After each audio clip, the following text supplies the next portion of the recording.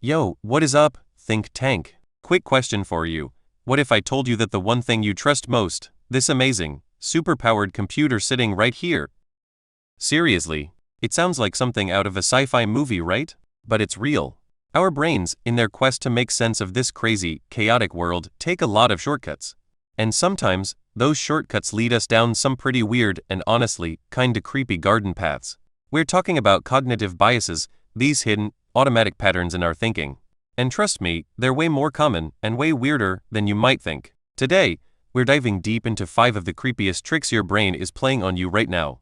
You ready to have your mind blown? Let's get into it. Okay, trick number 1, and this one everyone has felt this.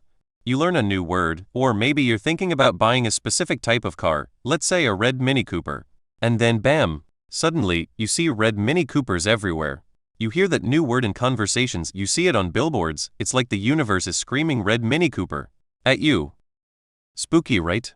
But it's not the universe, it's the Baader-Meinhof Phenomenon, or the frequency illusion. As Psychology Today breaks it down, it's basically a tag team of 2 other biases. First, selective attention kicks in. Now that the red Mini Cooper is on your radar, your brain subconsciously looks for it. Then confirmation bias jumps in to say, see, I knew it. They are everywhere.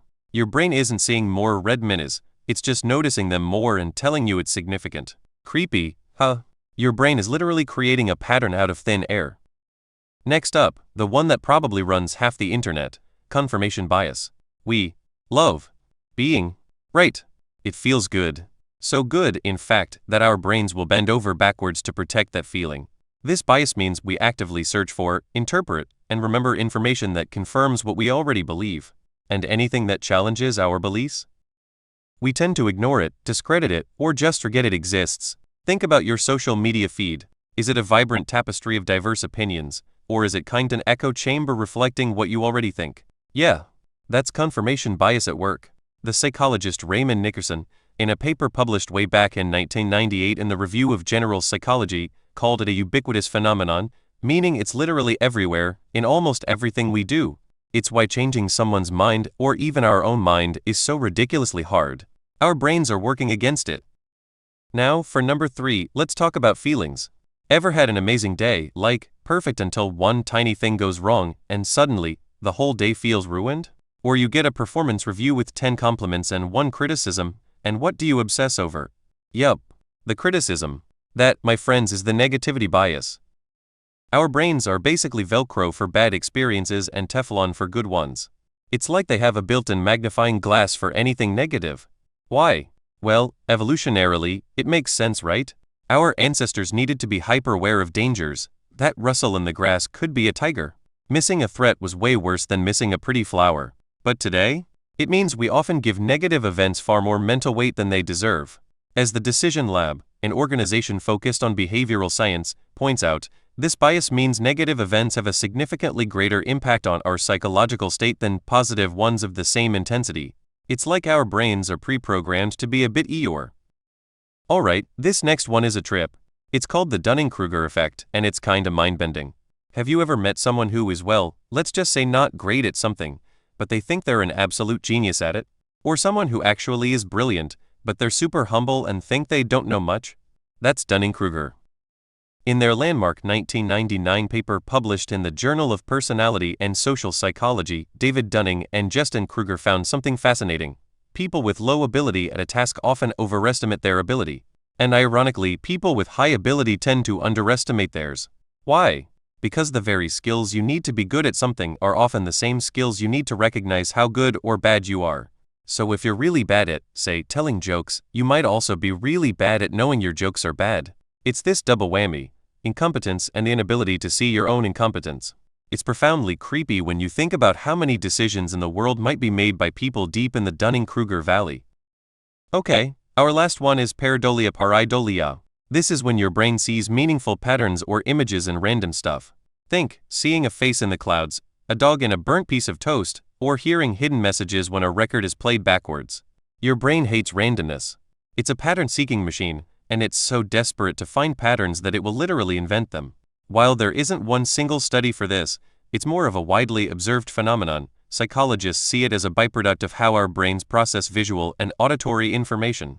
It's trying to make quick sense of the world, and sometimes, a cloud kinda looks like a rabbit, so rabbit it is. While mostly harmless, it shows how easily our perception can be tricked, right?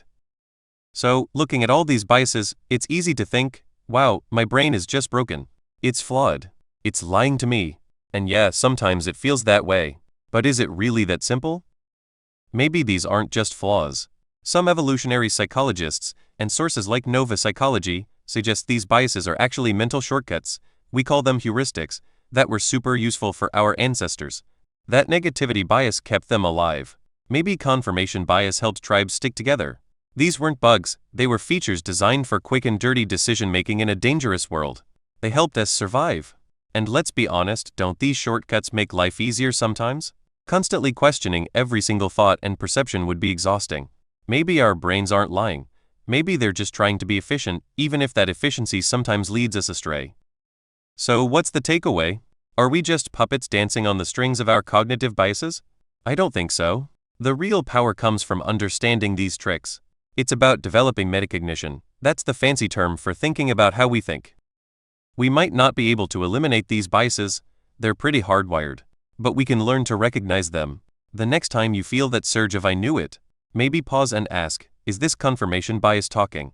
When you see faces in your toast, you can smile and say, nice try, Pareidolia.